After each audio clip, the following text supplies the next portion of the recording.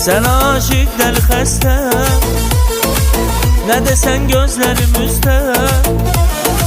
Sənə qurban verərəm mən, təki sən canımı istə.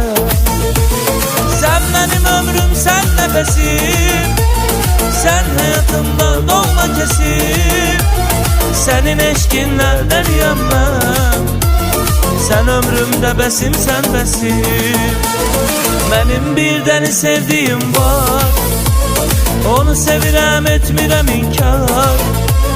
Duysun hamı, duysun el aləm, hamı bilsin, olsun aşikar. Mənim bir dəni sevdiyim var, onu sevirəm, etmirəm inkar. Duysun hamı, duysun el aləm, hamı bilsin, olsun aşikar.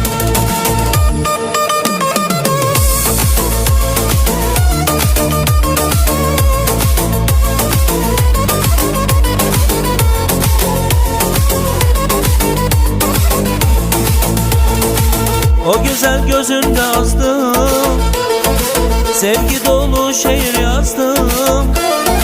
Hak edip ben seni canım, bir ömür kalbime yazdım. Sen benim ömrüm, sen nefesim, sen hayatımda doğma kesim. Senin eşkinle deliyem ben, sen ömrümde besim, sen besim. Benim bir deli sevdiğim var, onu sevirəm, etmirəm inkar. Duysun hamı, duysun el aləm, hamı bilsin, olsun aşikar. Benim bir deli sevdiğim var, onu sevirəm, etmirəm inkar.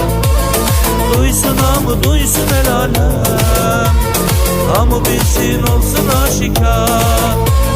Benim bir deli sevdiğim var, onu sevirəm, etmirəm inkar.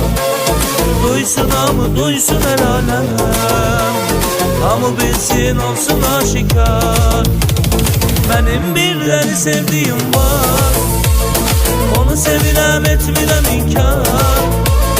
Duysun hamı, duysun el aləm, hamı bilsin, olsun aşikar.